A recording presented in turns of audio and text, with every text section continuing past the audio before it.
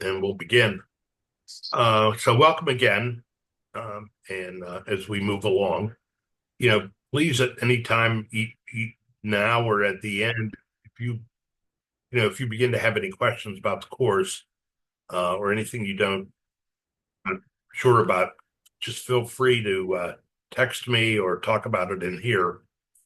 One of the things we have to plan, and I'll try and get some information out for you in week.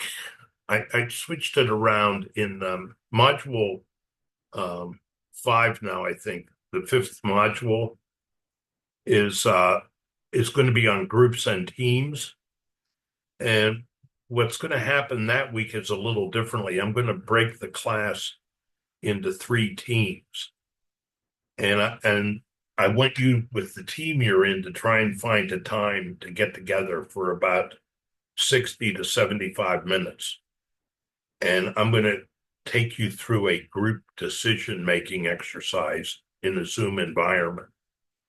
And I'm going to tape each of your groups. And part of the assignment is I'm going to have you looking for group dynamics and things like that.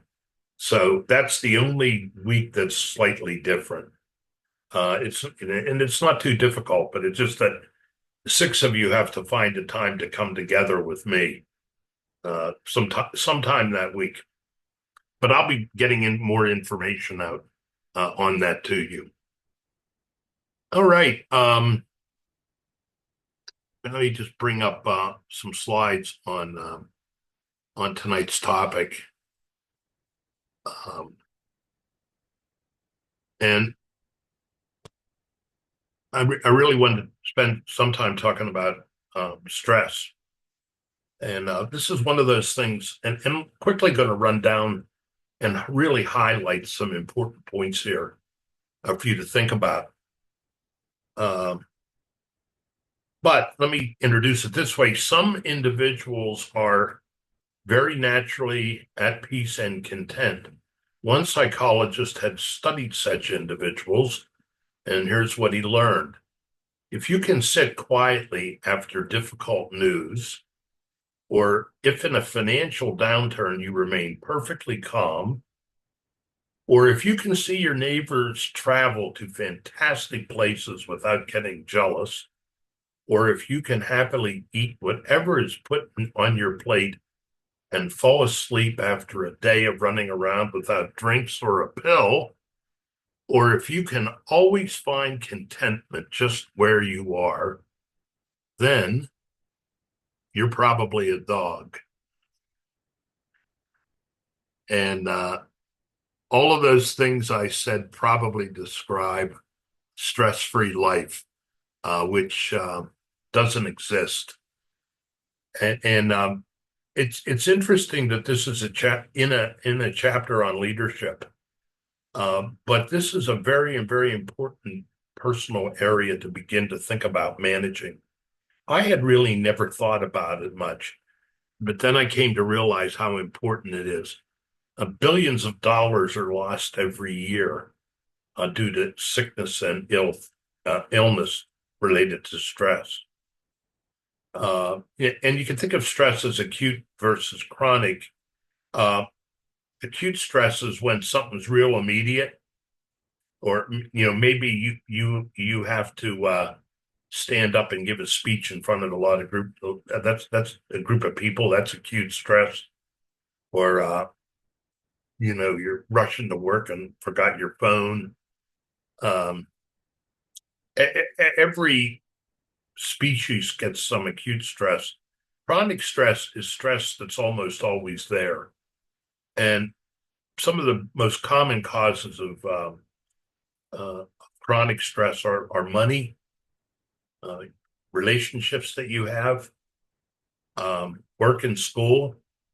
How happy are you at work? Health, illnesses, and then just the daily hassles and irritants of life. So I think it's important to understand this phenomenon of stress. Um, People who have a great deal of stress um, tend to selectively perceive information. It really affects your perceptions. It causes you to fixate on how to handle a problem. You often feel rushed all the time. You kind of sometimes have a short-term crisis mentality. You don't talk to others or listen as much. You rely on a lot of old habits, and it's hard to be creative. So when you're in a lot of stress, these things tend to happen. So in terms of looking at stress, I think, and if you're experiencing any stress, the important thing to do first is to try and find the cause of the stress, because the cause of the stress will lead you to ways of how to deal with it. But before I get into that, so usually it's not the events that cause us stress. It's what people think of the events that causes the stress.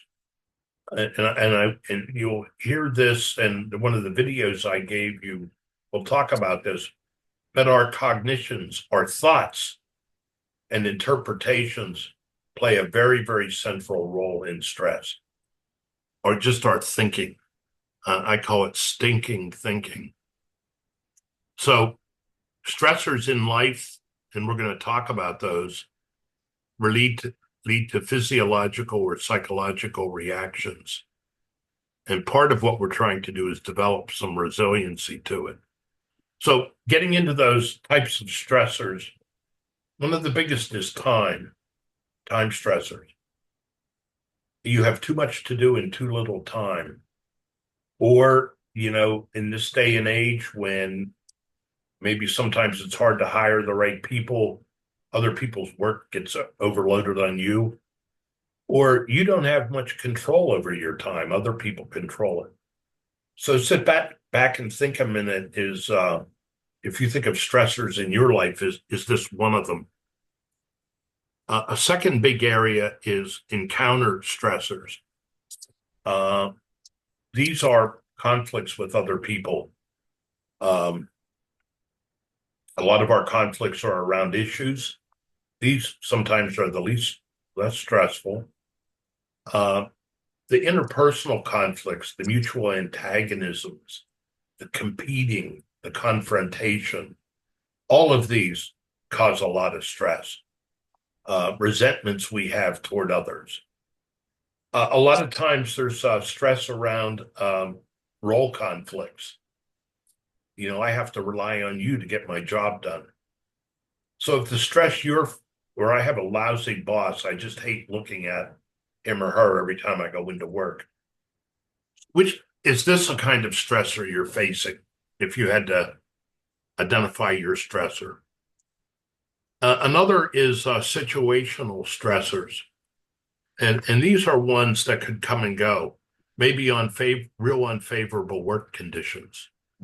Or if you're in an environment of rapid change, maybe your company is going through a merger, maybe your company is going through a downturn. This is a kind of a chronic stressor out there. And then finally, anticipatory stress. These are kind of related to fears you might have. You have a big project that's due. You have something, you have 2 or 3 goals that you're supposed to achieve and you haven't achieved them yet. Things that are going to happen in the future that you're really worried about. And I know if I gave you time to sit down or put you in a group to talk about it, you could probably. Hey, look, man. Yeah, give me a quarter pound, the buffalo. Do you have a question, Romardo? Oh, sorry. No, no. I'm sorry. I was talking to my daughter. I'm Uh, sorry. you did. No problem. No problem. Uh, so some of these stressors, uh, I think it's real important to, if you're feeling stress, first step is to try and identify where it's coming from. And that's the first step to try and get a handle on stress. There are um, actions you can take related to each type that'll either eliminate the stressor or give you some resiliency. You can't eliminate every stressor in life. So the next step is to get some form of resiliency. Some of the consequences of stress are a weakened immune. Illness very much is related to stress, potential coronary or viral infections. I don't know if you've ever had the experience of you're really burning the candle at both ends, and finally you get a 3 or 4 day weekend or a vacation, and you end up sick the first day of the vacation. I, I think a lot of it is related to stress. Another form of a psychological consequence is what's sometimes called burnout. And I did give you a burnout scale that we can talk about. So, well, let me talk about it. Job burnout. Your relationship with your job can be on a continuum between maybe burnout or engagement. One feeling of excitement going to work every day, another one feeling overwhelmed. And the pendulum can swing between exhaustion and energy, between cynicism and involvement, and between inefficacy and efficacy.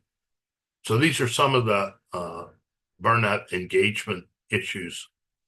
So the handout I gave you kind of measures you on these three items.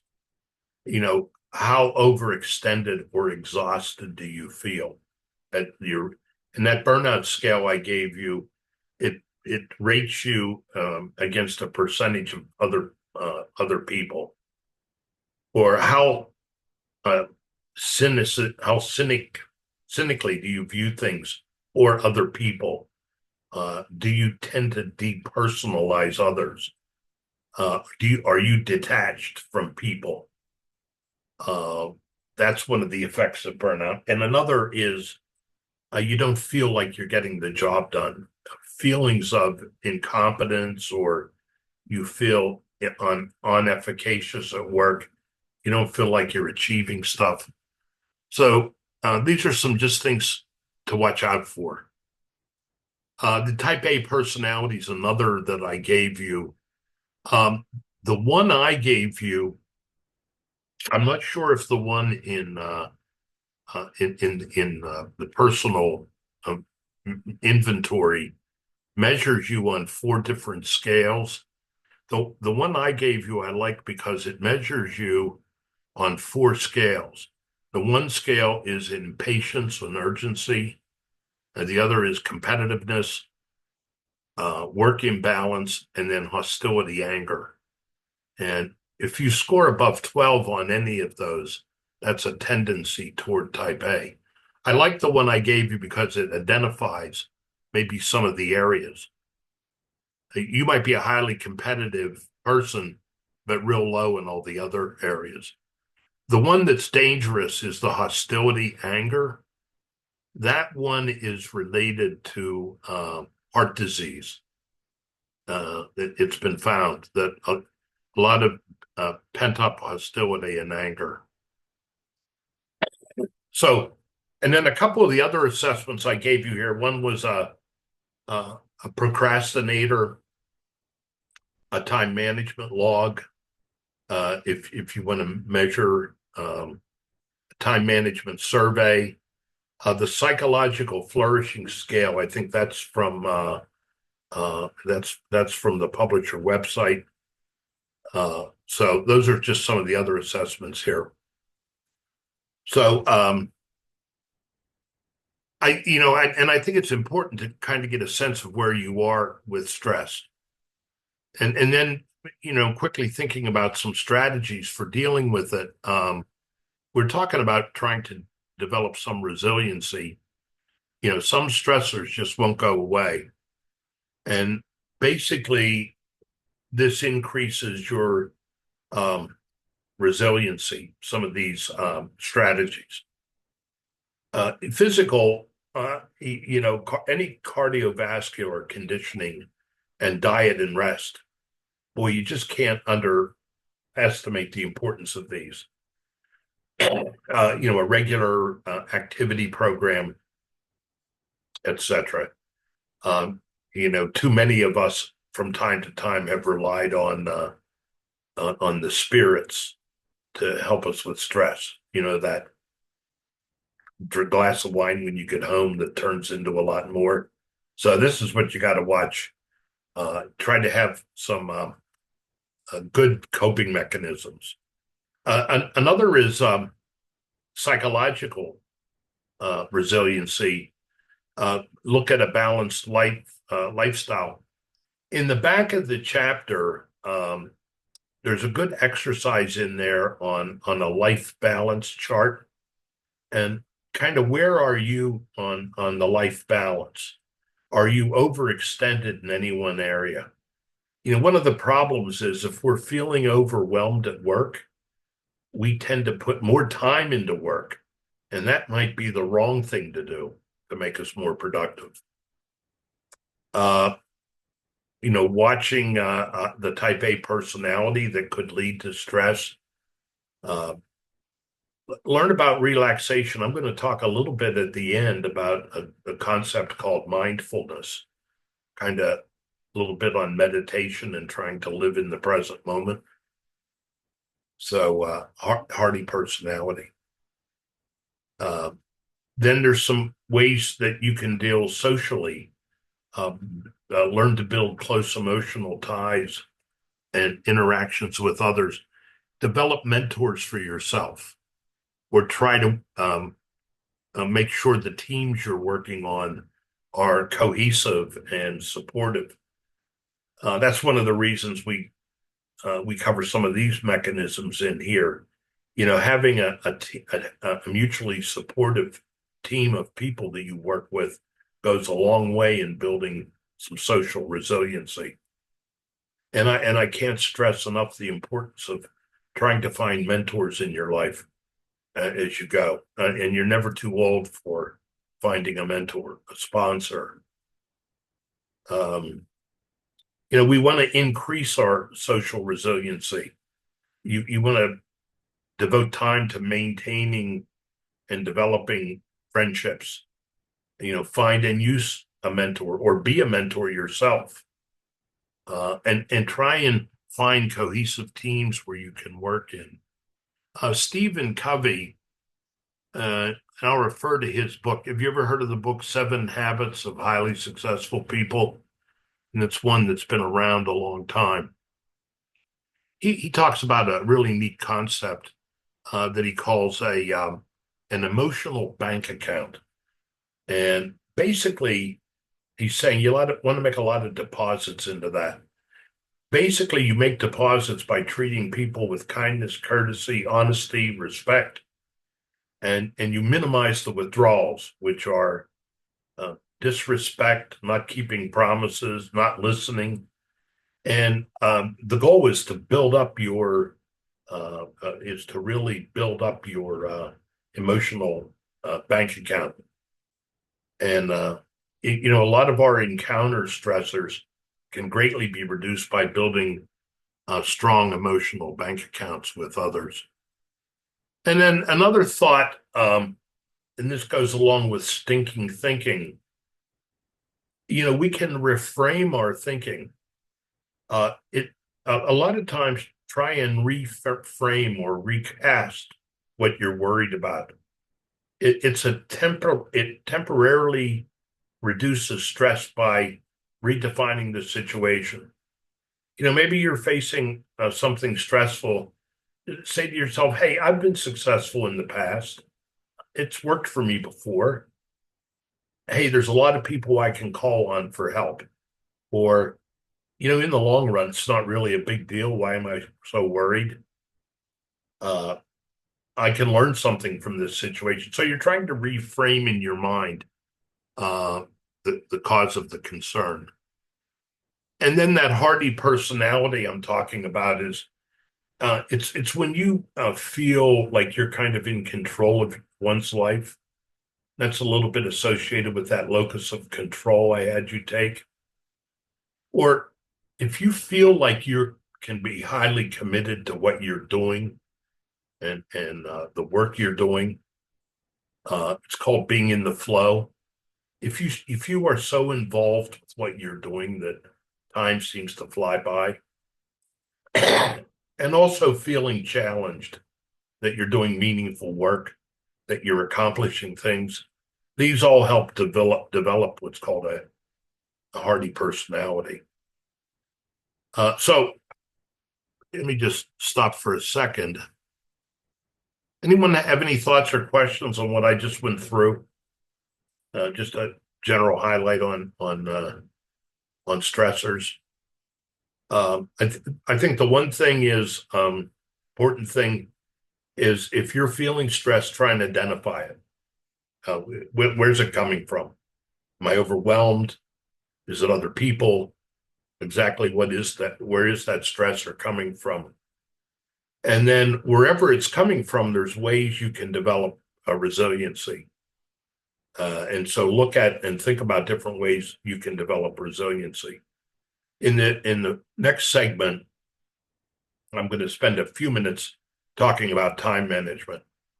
Time management is not a separate from stress management. It's actually one of the ways you reduce stress. Anyone have any thoughts or questions? Right now, don't be shy. All right. All right, let me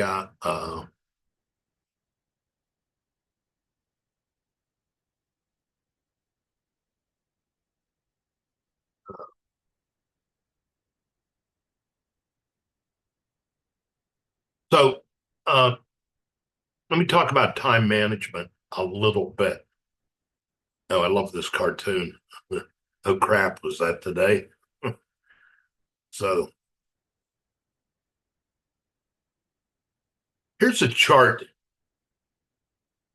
If I had you for the next week, keep a daily log of everything you did, all your meetings, when you ate, how much time you spent on the phone, just a daily log.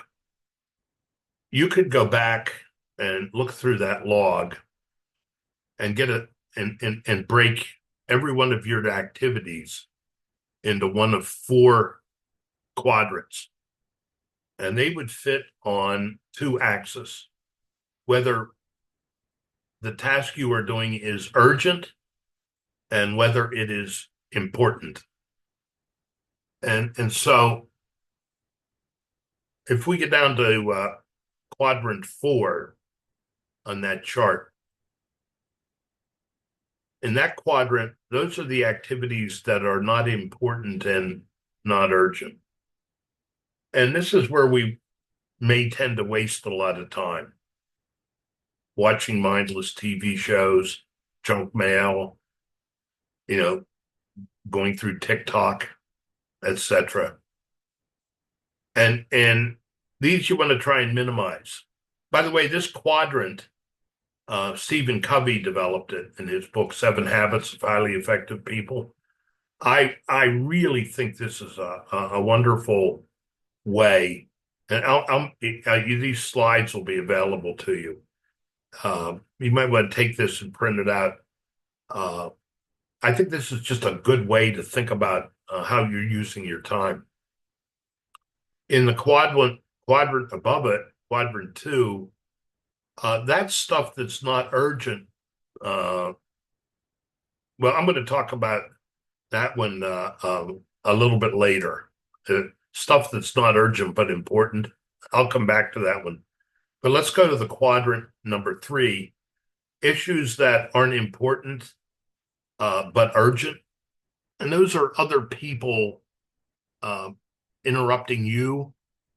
A lot of pressing matters you seem to have, meetings you got to attend, interruptions, mail that's coming across your desk. You're sitting at your desk and you hear your email pinging. These are things that maybe are urgent but not important. they seem to be impinging on their time, but they're really not important. Uh, these are sometimes things you might want to try and avoid if you can. The quadrant above that, quadrant one, are things that are urgent and important. These are the things you tend to handle. You get a crisis, or there's a pressing problem, or you have a deadline that's due that day, a medical emergency, you name it. These are urgent and important. The quadrant, the last quadrant I want to talk about that we don't think about that much are things that are important but not urgent. And these are all the things we put off that we know we should do.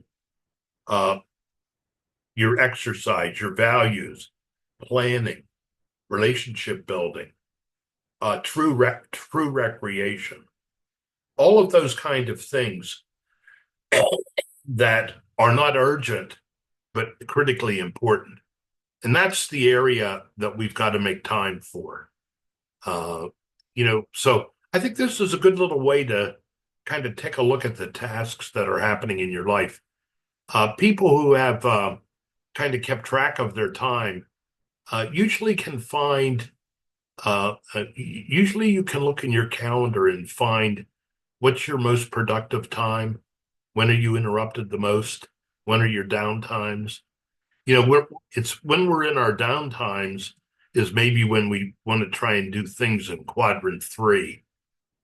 Um, all right. So I throw that out there for your thought. The other concept I really want to make is the difference between effective and efficient time management. At a lot of your places where you work, I'm sure they have training programs, maybe web training on time management. That's focusing on efficient time management. And these in our textbook, there are a lot of excellent pieces of advice on efficient time management. It's how do you use your time each day and what techniques are helpful. The important point I want to make is effective time management. And that's asks the question, are you spending your time on the important matters that maybe aren't necessarily urgent? Are you able to distinguish between what's important versus what's urgent? Are results rather than methods how you manage your time? Can you find a reason to not feel guilty for saying no? How many of us do things because we feel guilty for saying no? So I urge you to think about effective time management. And, what it means is devoting your time to activities that are important, but not necessarily urgent. That exercise you should be doing, that planning you should be doing, that maybe spending some time with some coworkers that you should spend time with. And don't let others always define what is urgent and important for you. Don't let others always define that. And don't feel guilty for saying no. So, judging the importance of your activities, and the book talks about this a little bit. What are your values? What do you stand for? What do you care about? What do you want to be remembered for? What do I want to have accomplished? And what principles do I want everyone to follow and that I follow? So this is the question of are you spending time effectively? And if you're spending time effectively, you're getting some of these things accomplished. So that are some notes on time management. And I wanted to end. Any questions you have on time management? Any ideas or thoughts you have? Any techniques you use that help you out? Anyone have any? I mean, for time management, for me, making lists is really one of the things that I use to, um, keep myself in order, especially listing it in like priority, like prioritizing what is the most important thing on my list and then kind of going down from there. That's a good one. That's a good technique. A lot of people use technology to help them. Um, that's been the technology's maybe been the biggest help for me, calendar keeping and using it.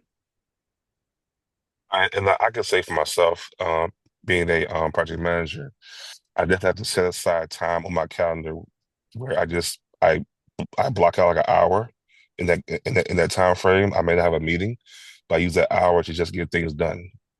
If it's just to clean up my inbox, respond about the emails, or just finish up a few reports going out to my clients, I just do that just to manage my time better because working on multiple projects, your inbox is constantly banging all day long, and you can easily get lost in that. And you look around, the 8 hour day is going by, and you haven't got anything done really. That's a good suggestion. If find blocks of work on block scheduling if you can, and find scheduling blocks of time for yourself. I want to end one. I just want to end quickly, uh, sharing a concept on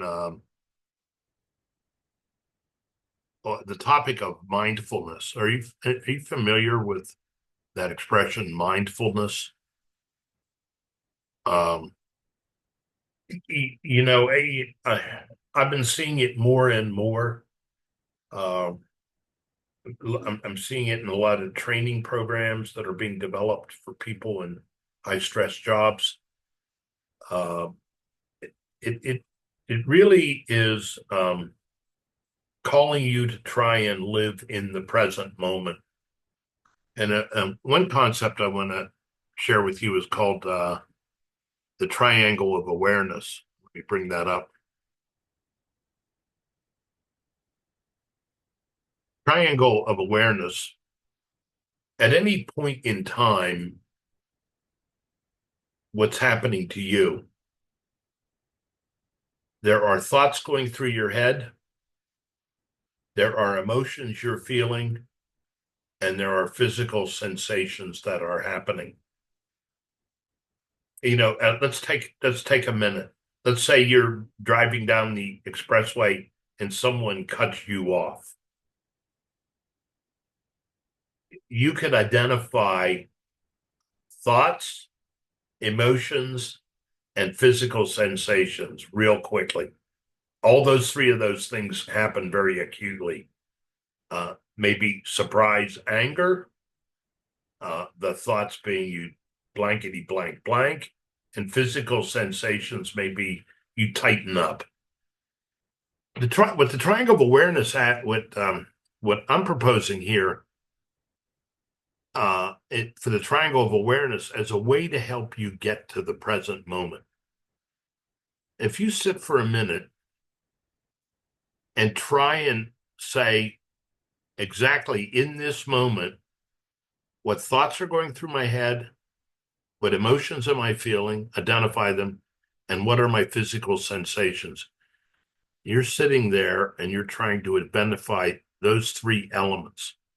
What happens to you? Well, what happens is you come totally into the present moment. Actually, I give this as a way. I give this not necessarily a technique, but if you're feeling some acute emotion and you need to pause, I tell people pause and try and do what this triangle asks you to do. It immediately brings you into the present moment. That's what mindfulness is all about. Mindfulness is trying to get you to uh, the present moment and existing in the present moment. And let me just share some other thoughts on that. Uh, some techniques for doing that, but just wanted to present a concept to you. This is from some of the literature on cognitive theory, cognitive behavioral theory, and some people call it dialectical behavioral theory, dialectical behavioral therapy, or cognitive therapy. The dialectical talks about you and I are in a dialectic between the rational mind, emotional mind, uh, and your rational mind is one that is cool, rational, task focused. When in the reasonable mind, you are ruled by facts and reason and logic. On the other extreme is the emotional mind. It's mood dependent. Uh, you're ruled by your moods, your feelings, etc. And what we're trying to get to is kind of wise mind, trying to live in that present moment. It's kind of you're getting the sense of both reason and emotion, bringing your right and your left brain together, trying to find the middle path. And then there are certain skills associated with this. Uh, these are what's called mindfulness skills. And when you're in that, trying to get into this present moment, what you're trying to do is these mindfulness skills, they're called what? You're trying to observe. You're observing. I ask you to observe your thinking, your emotions, and your physical reaction. What you're trying to do here then is observe them. Observe the thoughts going in my head, observe my emotion, and then observe my physical reaction.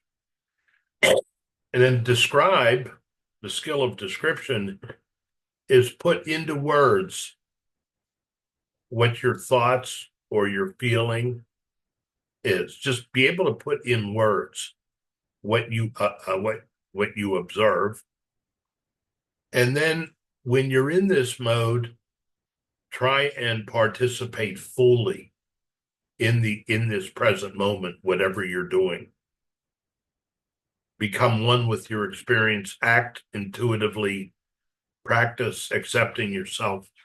So that's what you do. How do you do it? You do it non-judgmentally. Don't evaluate your thoughts. Don't evaluate your feelings. Don't evaluate what's happening. And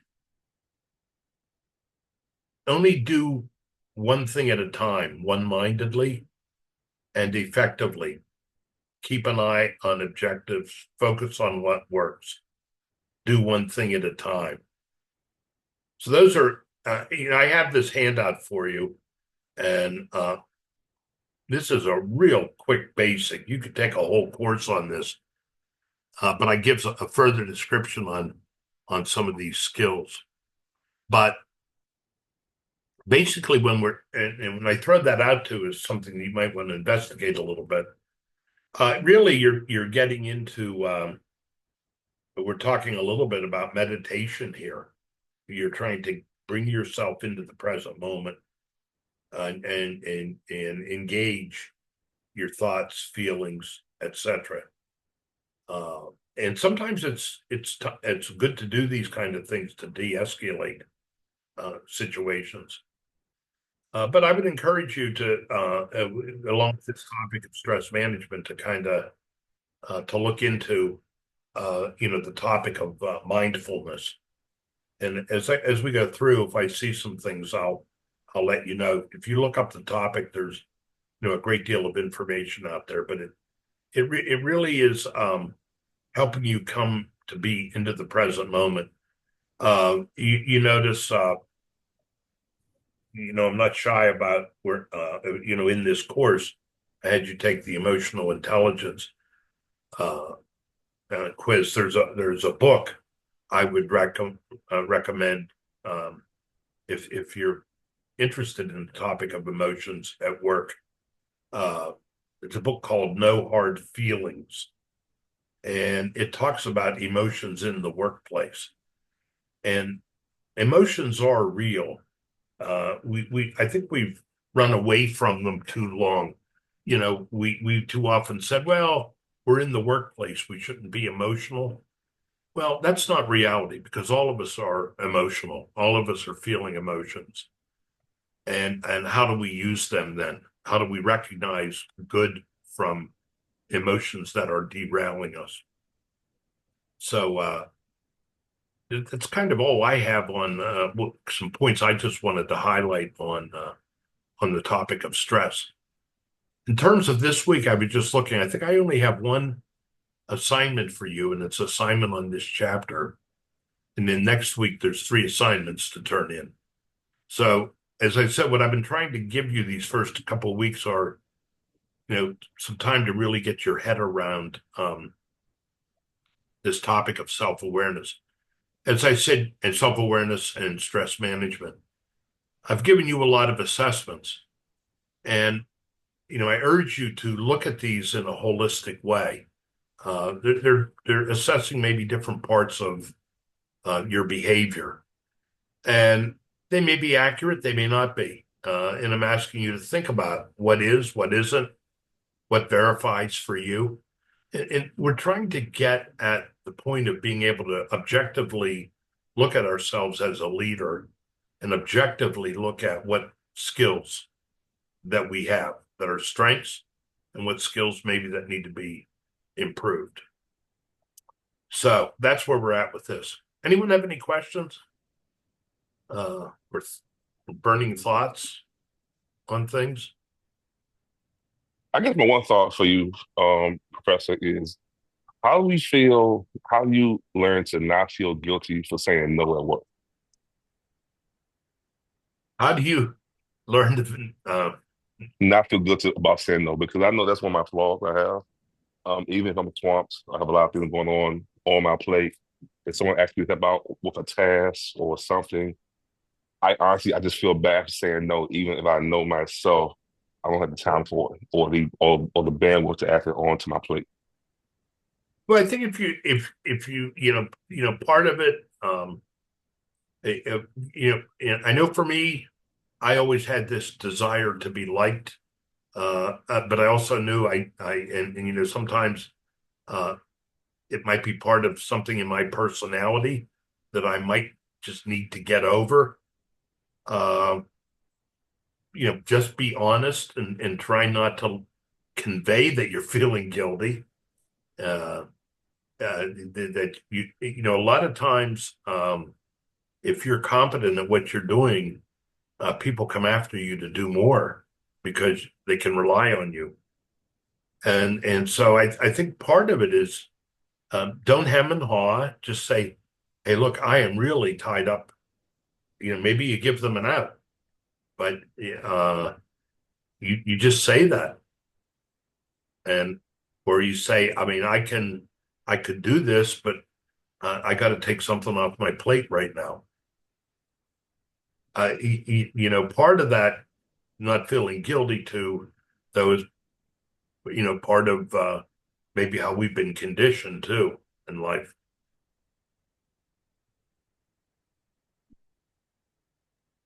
Okay, okay. And I definitely can um understand and feel just saying in regards to want to be liked as well, because I know being for the most part, for most jobs I have, I was the youngest person on my team.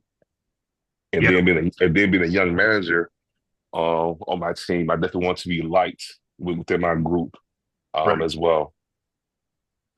I know that's part of it,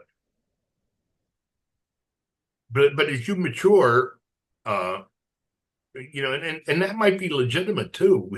We might take on more in order to fit in, but as we mature, sometimes those feelings stay with us. Good question, Romardo. Anyone else? Thank you. Any other thoughts people have? All right. Anytime I left a Yeah. company, I've never thought back at the times that I wish I said yes instead of no. So it's just something to keep in mind. I would Hey, yeah, that's another topic too. The agreeableness. When should we be agreeable in the workplace? plus your efficiency goes down if you say yes to everybody. Yeah, Quality versus quantity. it's an important skill, and there's a lot of dynamics involved in it. Good point. All right. Anything else? I've set up for now Tuesday night. It seemed to be a good night for this. There and so I'll continue on. I like to do it something at the beginning of the week, and get some highlights of the week we're in. And next week we're hitting on communication. So, all right.